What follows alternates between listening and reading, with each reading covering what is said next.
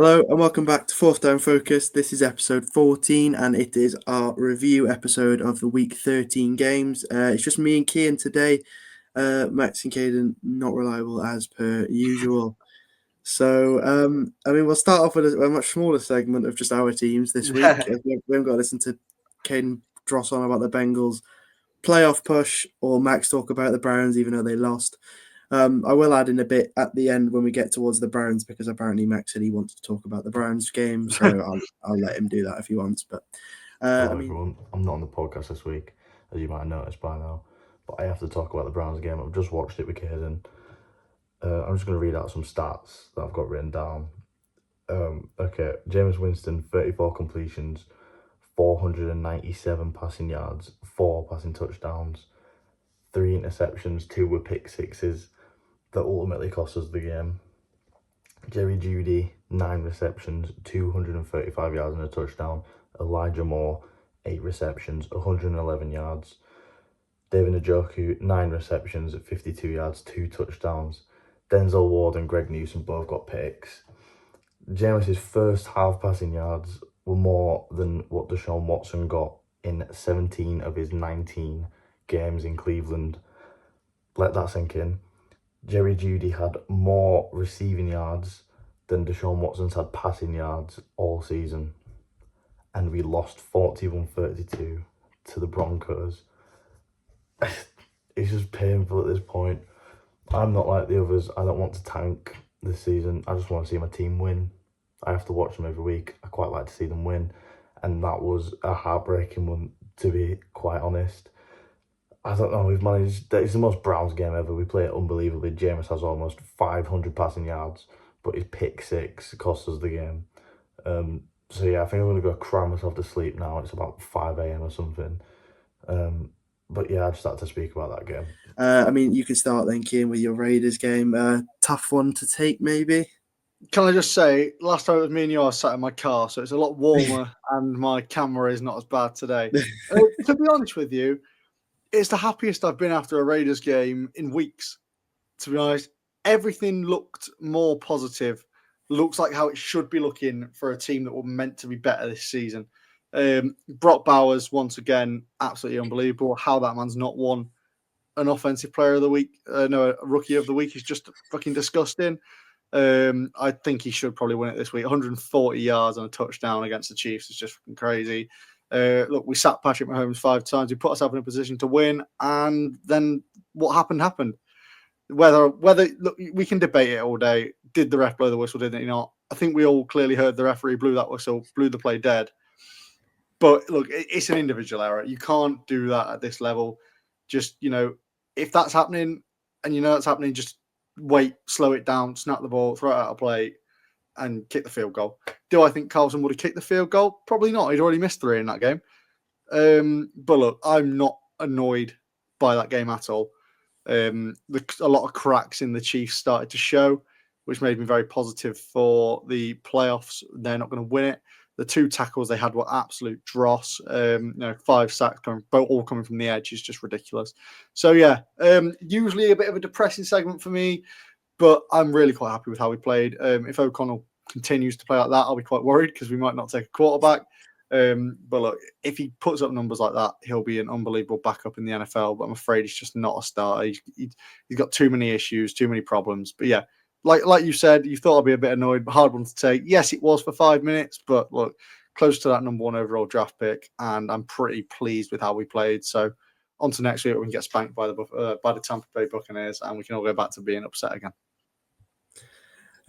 Yeah, I can't really say it's the happiest I've been after a Giants game all season. It's probably the worst it's been because we actually had a chance for most of it. We again, it's another one of them games. Like I think Drew Lock was actually all right, all things considered. I don't think he had a bad game necessarily. That massive rush, which somehow wasn't a touchdown. I don't know how it wasn't, but just about short.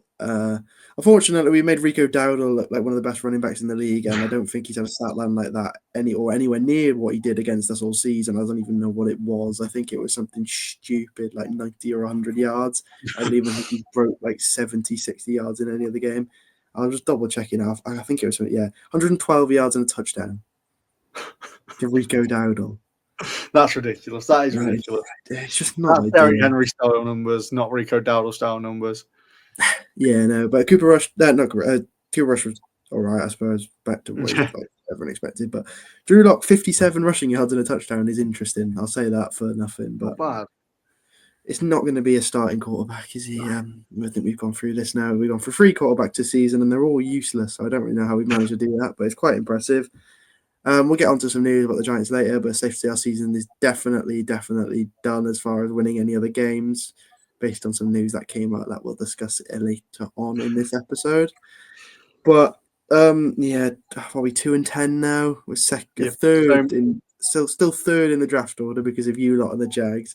The Jags I'm not worried about so much as you lot, but I'm drifting more to the Arch Manning train. I can't lie. Just take like Will Johnson at corner or take Tether McMillan at wide receiver and just be done with it and just sign a bridge QB or just play Drew Lock and lose every game.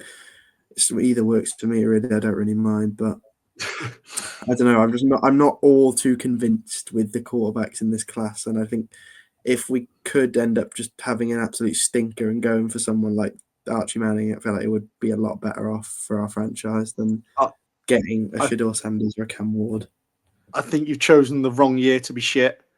Yeah, I think you could probably say the same thing.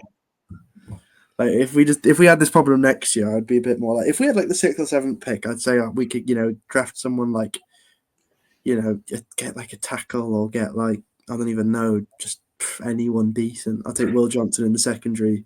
I'm really high on Will Johnson. I think he's going to go early because most teams need a cornerback at this point. I think, but I'll get receiver. There's plenty of good receivers. You've got Ibuka, you've got Burden, you've got McMillan. So I think they'll all go quite high, I think, nowadays with how the draft order is looking. But yeah, I think end of the day, we're rubbish. And now we finally can hopefully stop worrying about winning any games with our schedule because I think we're screwed. You, on the other hand, with the Jags and I believe the Saints still to play. We've got the Saints. I think they'll beat us. I think they are good enough to beat us. It's just the Jags that I'm worried about. Obviously, there's some news, some stuff. Taysom Hill anymore. Yeah, but I still think they're good enough. It's just the Jags with the news and what's happened in that game. If Trevor will be fit for that game, you'd hope so. I certainly hope so. I just hope Tank Bigsby runs all over us, to be honest. Because if we lose that game, then we could get that #1 overall pick. To be fair, I still think Matt Jones would probably do enough to beat you. Yeah, not a bad shout, actually. They've still got Brian Thomas, so all he has to do is throw in the ball and he'll be fine. Right, so we'll move on to the other games throughout the week that were sort of interesting. We'll start off with the Lions against the Bears. Decent game for Caleb again. Sort of focus on the receivers on this one. Laporte and Keenan, 2 touchdowns each, and DJ Moore, 97 yards and a touchdown. I mean, a game you probably say was tougher for the Lions than it should have been. Yeah, big time. Look, they're really good stat lines for the two Bears players. I was quite worried. Sam Laporte, when I sent in 2 touchdowns, I thought, shit, he's on my bench in fantasy. And then I saw he got 6 yards, and I thought, okay, I'm all right. And Brock Bowers got 30 points, so I really didn't care. But yeah, look, like I said last week, Caleb Williams and DJ Moore are starting to connect a lot more. It's happening every single week now. You're seeing DJ put these numbers up. Keenan Allen is just he just is that veteran. He just will not go away. He's just so good. I'm really shocked about how bold he is, by the way. I knew he was bold, but when his helmet came off, fucking it shone. Nothing against the bold people. I don't mind him. But yeah, he has got a very shiny head. And the elephant in the room has not been discussed for this game yet. That Eberflus call, non-timeout call, Caleb Williams non-timeout call. Yeah. We could sit and talk about it all day. Look, you're in position to take the best team in the league, because they are the best team in the league, if we're admitting it. You're in position to take the best team in the league into overtime, a divisional rival. You're trying to prove yourself, Caleb Williams, and you do that. It's just disgraceful. The responsibility lies on 2 people there. More Eberflus for me. I think he's the veteran in that situation. He just needs to go timeout. But Caleb Williams, look at the clock. When you see there's only that much time left, snap it, throw it out of bounds, kick that field goal. Because, the only thing I can think is they were scared that Cairo Santos was going to get a kick blocked again, like the Packers game. So they just thought, do you know what? I can't be asked going through that. So they did that. But yeah, it's just absolutely atrocious time management. I'm sure you'll have more to say on it as well. Yeah, I just didn't get it because even my thing was like I don't know if they were as close as they would have liked to have been. Like it's not. It was definitely a difficult field goal for Santos if they were going to kick it, but they could have got a playoff and called a time. Like if they called the timeout, got a playoff. Worst case, if they call it complete, get through and spike it, they still have enough time to get the field goal. But they had like 15 seconds. They had more than enough time to make a play before the time run out on them. So I didn't really understand it. Like if they call timeout, you got 15 seconds. All he needs is like a check down for 15 yards just to get him into better range. Or worst case, you throw the ball away, don't get anything, and you kick the long one. I just don't get why you'd go for whatever they tried to do. Like, it wasn't even like it was a Hail Mary bomb to the end zone. It was like halfway up the field. Like, if you're going to throw it at that situation, fair enough, but at least go for the end zone. Don't throw it halfway. What's the point? Just tragic. I mean, like you said, obviously they might not have been in position, but the way Caleb Williams have been playing in that second half, don't get me wrong, they were terrible in the first half. Second half, the way Caleb Williams have been playing, connected with them receivers, do you not trust him to make that 15-yard check down? Get you closer? I know I do. And if he doesn't throw it, I trust him to run for it. So why they called that play? I mean, because he has called that play. Let's be honest, it's a play call. He's called that to send them downfield. You're not going to score a touchdown on that. You'd be very lucky to. Just don't take that risk. Just play the simple game and kick a field goal, because what they ended up doing was just one of the worst finishes to a game in NFL history. Yeah, I just can't really say much more than that. I'd say as well, as you said, Laporta 6 yards and 2 touchdowns is quite impressive. To be honest. It is rather impressive how he managed that. But I think, DJ Moore and Keenan are looking more like the wide receiver 1 and 2 we expected them to be. I think Adunze is getting a bit more of the ball now with the whole situation with the whole new offensive coordinator, and I'm sure with the new head coach, which we'll speak about later, you might get even more of it, but they've got good receivers. They've got a good quarterback. So a young roster in a way. Obviously, discounting people like Keenan Allen. He's not exactly young anymore, but it's a young core roster. I think they've got a way to go. They should get a decent draft pick, or at least decent enough to get someone who can help their team. I think they'll be top 10, maybe top 15 at least. They're sat in the top 10 at the minute, definitely. Yeah, okay. I mean, top 10 will be enough to get someone who will benefit your team. I mean, I don't know where they go with it. I don't know what they need the most. They're probably a tackle.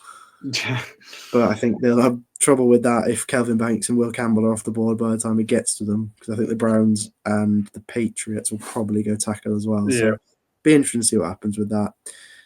Next up, Bengals Steelers, probably game of the season at this point. Many games, it's ridiculous. Definitely a game for the quarterbacks. Russell Wilson, 414 yards. Joe Burrow, 309 yards. Bit of an aerial threat, and yet again, Joe Burrow puts up silly numbers, and they've lost another game. I don't know how long it can physically go on for with him putting in numbers like this and just getting up 3 touchdowns as well, by the way, for Joe Burrow, and 3 for Russell Wilson. And they still come out on the losing side of things. Even a defensive pick 6, and they still lose it. I just don't get how it can keep happening. It's almost impressive how it happens every single week. There's serious issues with that defense. I mean, like you said, they got a pick 6, but 44 points put up on your head is never good. And if I'm Joe Burrow, look, you're paying me a lot of money. I'm delivering. I'm not sure how much I want to stick around. You're going to lose T. Higgins in free agency. He's not staying. That's pretty much nailed on. He's going somewhere. That's one of your weapons gone. So you've got Jamar Chase and Mike Gesicki. I just feel like if I'm Joe Burrow, maybe one more year, if it carries on like this, I could be looking to get out, because how much more can you take as a human, not even just a football player, putting that much effort in and not seeing the results? He's putting in that much effort, putting in all these unbelievable games, stat lines, and they've got the same record as the Bears. So, it's just atrocious. But quick one on Russell Wilson, rolling back the years, by the way. I mean, that is the Russell Wilson that we know and the NFL loves. If we get rid of his 2 years in Denver, that is the NFL that we love and the Russell Wilson that we love. That's how the game should be played. I said it last week. Shootouts is how this game should be played. Get rid of running. Just throw the ball. That is a proper backyard turkey game.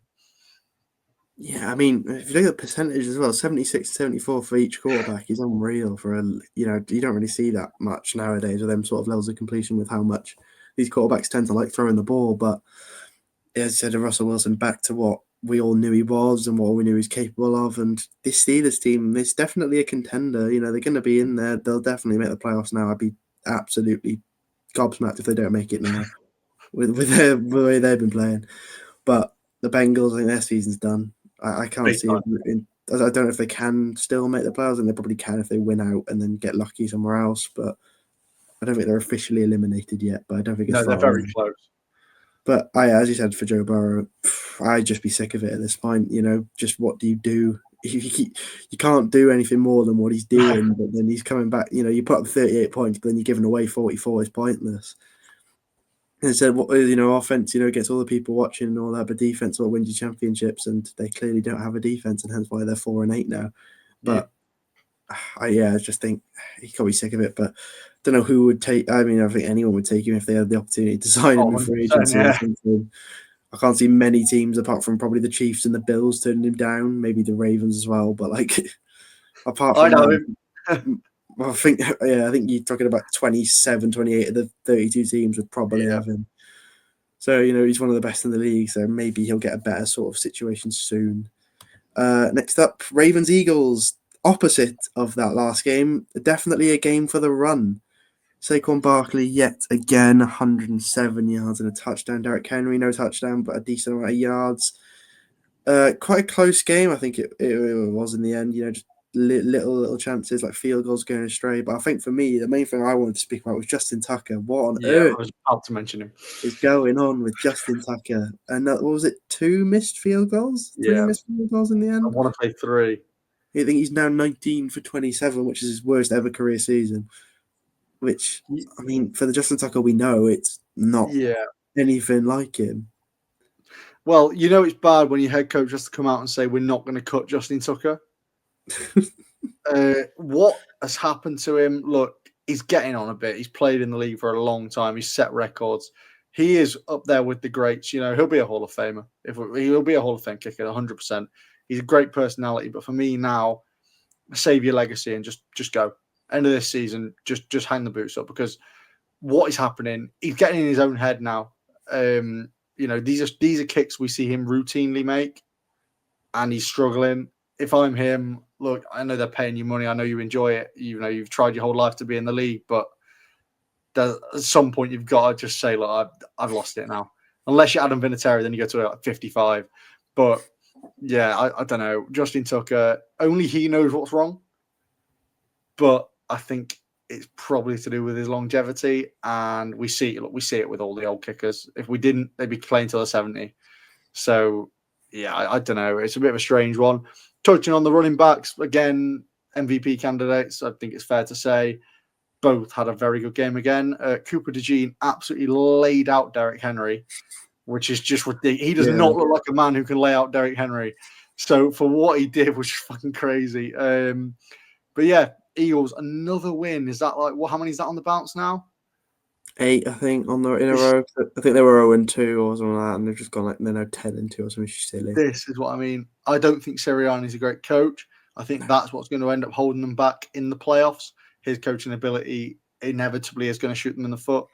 But they are definitely huge contenders, especially in the NFC. Lions are the only other team for me that are on par or better than them. Anyone else in the NFC is going to have a strange game.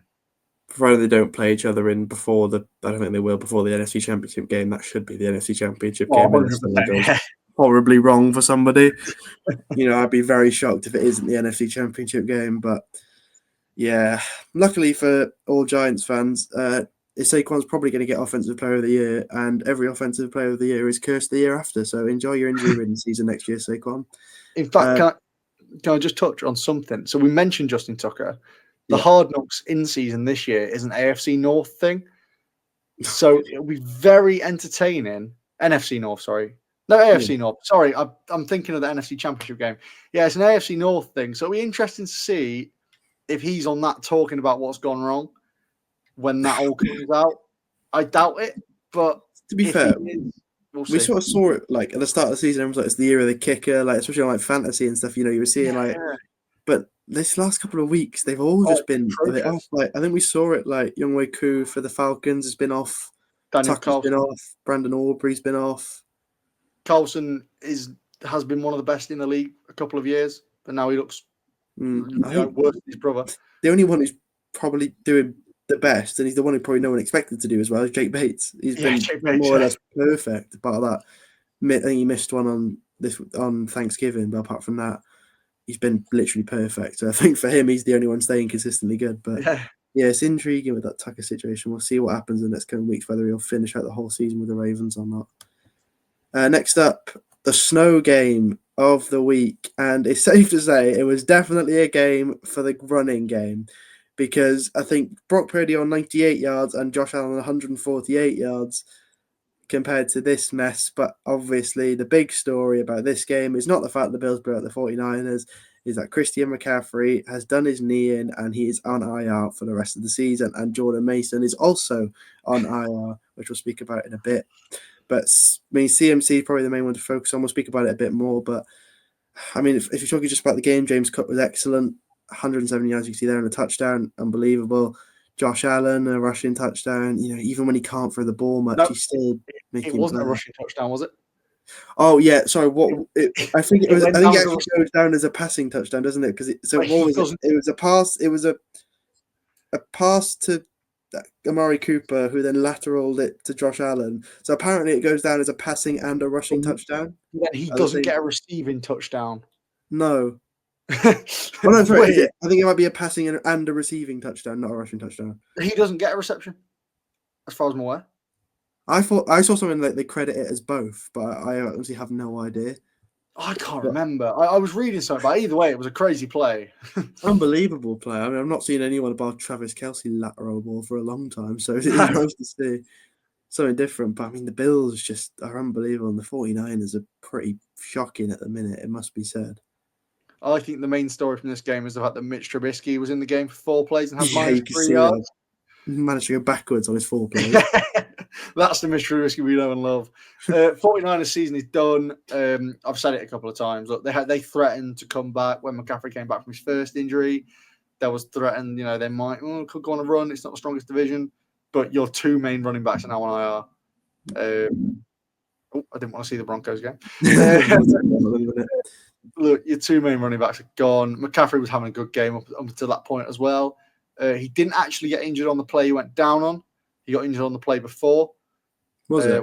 Yeah, it wasn't the one he went down on. It was the play before, and then he felt it. So, fucking hell, some strength like to be able to not feel what he did for a couple of plays. But, yeah, look, that's his season done. The Bills are unbelievable. And as me and James were talking about before we actually came on tonight, if you are a warm weather team, your odds on winning the Super Bowl are not very high, because you've got to go through places like Buffalo, you've got to go through places like Philadelphia, New York, not this season, places like Denver, Kansas. We actually had a little look through. Only 2 teams in 24 years have come from a warm climate and won the Super Bowl, and that is the Tampa Bay Buccaneers and the Rams. Obviously the Patriots take up a massive thing of that, so I don't know how accurate that is, but it's a huge disadvantage. You can be a cold team and winning you can be a snow team winning the warm. I'm not so sure you can be a warm team and winning the snow. It's a whole different ball game. You've seen them struggling to keep their footing and stuff. These warm weather teams are fucked. That's the best thing I can say. Now it's got to December. We'll see what progresses and stuff, but yeah, doesn't bode well for my Raiders anyway. Put it that way. No, it's just a weird one with these warm weather teams, but that weather was ridiculous. I mean, if you saw the stands, it was just. I loved it. That's what we love to see, isn't it? I mean, maybe not so much it's just a bit chaotic, but as you said, you like the throwing games, and they're definitely not going to be throwing the ball around in that weather. But that's the only time I can overlook it and enjoy it. I think with Brock Purdy and stuff as well, it was 99 yards. I know it's a hard game to throw the ball, but 99 yards. How many did Josh Allen throw for? Do we know? 148, I believe it was. So still not his best game, but he's clearly more suited to playing in the snow than Josh Allen. No, Josh Allen. He is Josh Allen than Brock Purdy. Definitely. But it was a big game for the Bills. It's definitely a slip-up potential game, and they got through it. Fair enough. Yeah. Big win to keep them in contention for that number 1 seed, providing they get another Chiefs slip. And then to finish off for the games of the week, this mess. How has this happened? Jerry Jeudy has 235 receiving yards in a game. Just for context, that is the second highest this season, only behind Jamar Chase, who did 264, I believe, in one of them Bengals games. Elijah Moore, Cotton Sutton, and Marvin Mims also breaking 100 receiving yards. Jameis Winston also 497 passing yards, 4 touchdowns to 3 interceptions. I didn't even watch it, but it just sounds like absolute chaos. That is just Jameis Winston. That is just Jameis Winston all over. The most chaotic man in football. You can't hate him. Even if he played for the Chiefs, I couldn't hate him. He seems like a funny guy, and he's just a chaotic player as well. He's thrown for 500 yards there. That's just that's crazy. I'm pretty sure that's like Deshaun Watson's yards over the entire season in one game. No, so Jerry Jeudy's receiving total was higher than any passing total Deshaun put up in the games he played. Jesus, that's mental. Which is crazy. An absolute mess of a game. I don't like giving the Broncos credit. They had a helping hand from Jameis Winston and his interceptions. But look, to spot up 41 points, you can't overlook it. But yeah, look, that's another Broncos game. I'm sticking to the fact they're not a great team. And that's another game where they've been ran, you could say, pretty close by a tragic football team. So, look, we'll see what progresses with the Broncos. But, wow. That many players going over 100. It's a night for the betting, man. Apart from me. Because mine did not win. So it's a night for all the other betting men. It's probably not a night for the betting man. No, actually, no, it's probably not. I don't think it's probably not, because I don't think anyone would have had any of them clear. I'd love to know what the odds were on Jerry Jeudy to clear 200 receiving yards. It must have been insanity. I wonder they probably would have just not let you put it on, because they'd been like, what on earth are you talking about? I'd like to know what Jameis Winston's odds were for 450 plus passing yards and 2.5 plus interceptions. The interception would be low, actually. I think he would have made a fair amount on that one. So there's our review of the games of the week. We'll move on to the sort of big news stories that came out as well from this week. As we just mentioned, Jordan Mason and Christian McCaffrey on injured reserve. CMC season is definitely over. I don't know if Mason's over, but I can't imagine he's going to get many games if it isn't. So they now have to lean on Isaac Guerrero in the running back situation. Not the worst third choice backup to have, but again, I just don't see any way their season isn't now over with these two going out injured. I mean, quickly, actually, because I forgot to mention it earlier. Talking about running game, did you see that we actually had a running game on Friday night? Yeah, no, I did. I was shocked. Impressive. Sincere McCormick has blown my mind, and it's a great name as well. But talking about these two, look, that's so unfortunate to have them both go out in the same game. Like, I'm not even laughing because it's funny. I'm just laughing because that's the odds of that. It's just ridiculous. Look, does the snow play a factor into what happened? I don't know. I feel like if it's just them getting injured, I feel like it's just them getting unlucky rather than, because there's no Bills. I can't think of not any major Bills players anyway who ended up injured in that game, but definitely none have gone to IR because of it. So I think it's just unlucky, as CMC's had the most horrible season ever. Yeah, great for people like me who drafted him at 101 in fantasy. But I just think it's just I don't see a route to the playoffs. They've got to basically win out and still get lucky. So I just think it's game over for 49ers now without these two, and it'll be interesting to see what happens with CMC next season. I think he's still under contract, but if he'll still be the same CMC when he comes back for the next season, it'll be an intriguing one to keep an eye on. Next up, great news for me. Probably not even that bad, but Dexter Lawrence and Theo Johnson are out for the rest of the season on IR. Dexter Lawrence, I believe, dislocated his elbow. I'm not sure what happened to Theo Johnson's foot, but just probably the last person you want to go down if you want any chance of, not that I want to win a game, but if we had any chance of winning a game, it was through Dexter Lawrence. I feel more bad for him because he really had a shot at DPOI this year, and it's now definitely over. It's going to obviously go to TJ Watt again just because it's really boring. But yeah, Theo Johnson as well. I think he's been excellent his rookie season. Fair play, all things considered, with the situation he's in. I think he's done really well. You know, again, the thing we've got to look forward to, I suppose, we've got a really good draft class this year. We've got Malik Neighbours is going to be one of the best receivers in the NFL in a few years' time. You've got Drew Phillips. Sorry, Tyler Nubin was in the second round. He's been great as safety. Drew Phillips has been I think he's the highest ranked corner in the entire league as a rookie this season, which is crazy in this team to get that like good of a stat line. And then you got Theo Johnson, who we took later on in the draft. So we've had a really good little draft class, which is handy to know that once we get a good quarterback, whether it's this season, whether it's next season, that this team should be a successful football team to move on to, which would be nice because I'm sick of being useless, to be honest. We've had one good year in the past 8 years, and it's just boring. I'm just sick of losing, going to every season with expectations, and then you end up with this. But yeah, I mean, you could probably say just the last person you want. That's the beauty of the NFL, what you've just mentioned there. You go into every season with a bit of hope because of the moves you make in the off season, because of the draft. Okay, you might end up being shit. We've both been shit this year.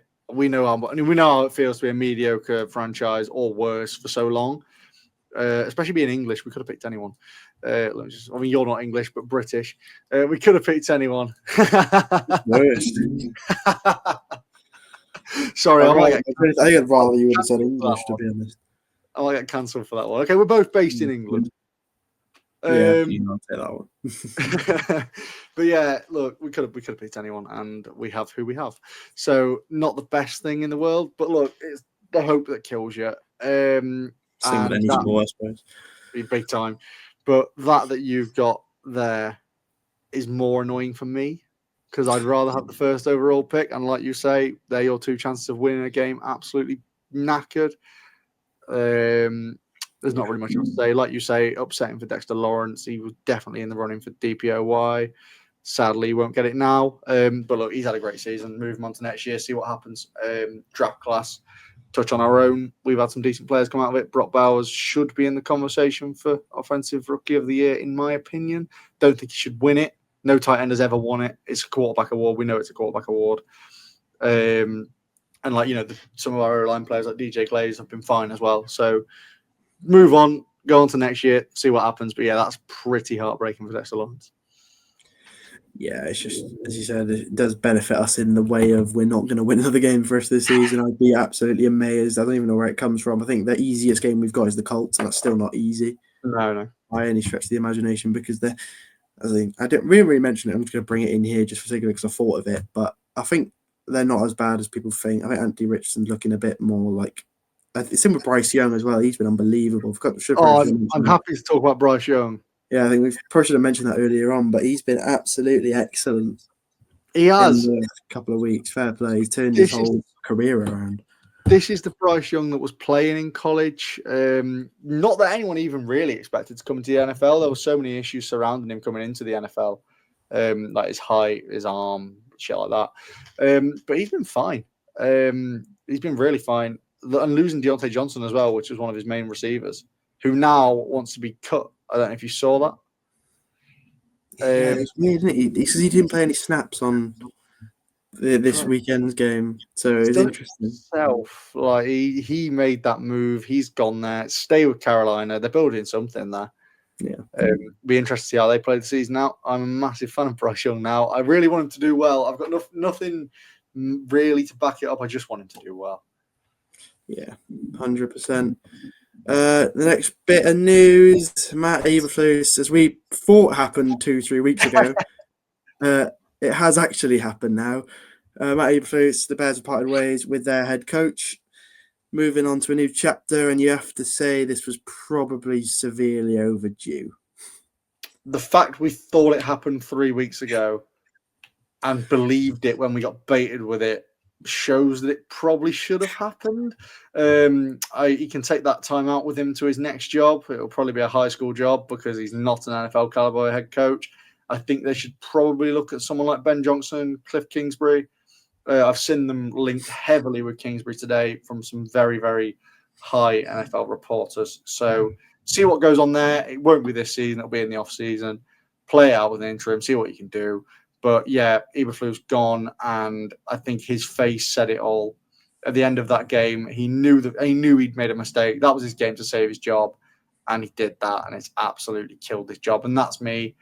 2 for 2 on training days. Both head coaches have been fired. The NFL should never let me go to another one. I've sort of done the opposite. I went to 1 and then 9-2.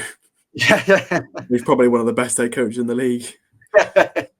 So I'll just keep bringing me to your events, guys, if you want a coach who's going to win your games. But yeah, no, Eberflus it was overdue. He needed to go, and he is gone. Bears just had an awful season compared to how they started. Everyone thought they'd be in the playoffs. You know, they had that point where that whole division was on a winning record, and now it's just the 3 other teams are doing really well, and the Bears have fallen off the cliff.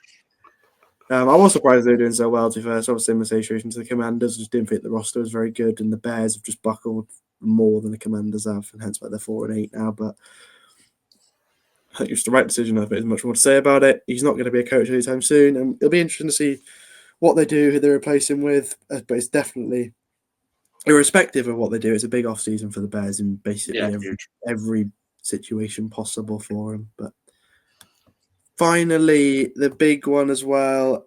Azeez Al-Shaair suspended for 3 games. We won't, obviously, I haven't put the clip in here. I've just showed you the motion of when he believes he didn't see Trevor Lawrence sliding, but the nasty hit straight after this. Trevor Lawrence didn't look in a good way. Sort of fell a bit limp on the field. It was absolutely horrible to see. Carted off though. I believe he was okay in the wake when he got carted off the field, and is now okay. How long he's going to be out for, we don't know. But interesting as well, the Texans GM quite literally said it was bullshit about the picture they were painting about Shaair, about his character and stuff. But don't really think you can have too many arguments with this. I don't understand how he can say he's not seen him sliding. Yeah. Because we can all very clearly see him sliding there. He's not trying to slide tackle you. That's just, in the words of the Texans GM, that's bullshit from Al-Shaair. I don't agree with people leaking his address and stuff. No. It's a play in a game. It's a dirty play. It's a play that Vontaze Burfict got clowned and hated for many years. You shouldn't go out wanting to hurt your opponent. That should be fucking obvious. But look, 3 games, probably not enough. I probably would have done him to the end of the season to really send that message out. But it's hard for the defensive player. I'm not backing him up at all here. But when you've got players like Patrick Mahomes who fake slide, how can you can't just let them run past you?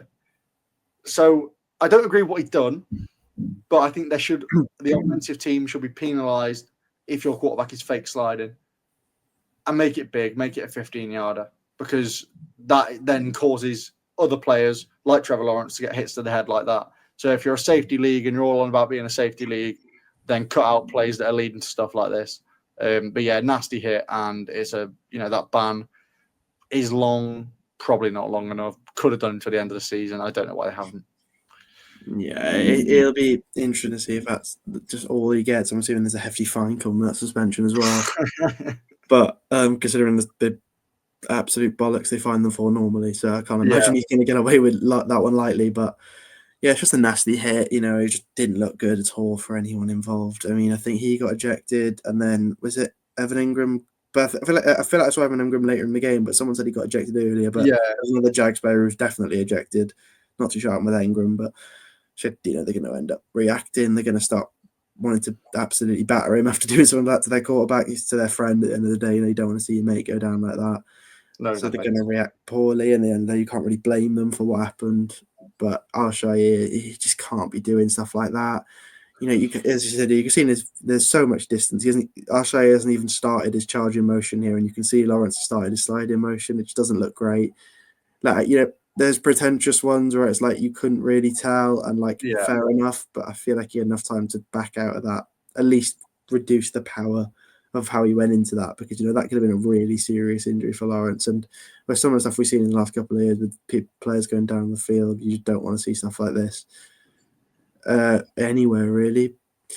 But that is it for us this week on our preview episode. As it is, later in the week you will see our preview for next week, looking at all the fixtures for next week and doing our predictions as normal. It will just be me and Keane on that one as well.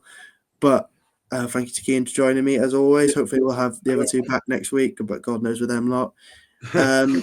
Yeah, thank you very much for watching. Please subscribe, like, comment, all that stuff. Go follow our Twitter, TikTok, etc. And we will see you all next week for our next review. See you about.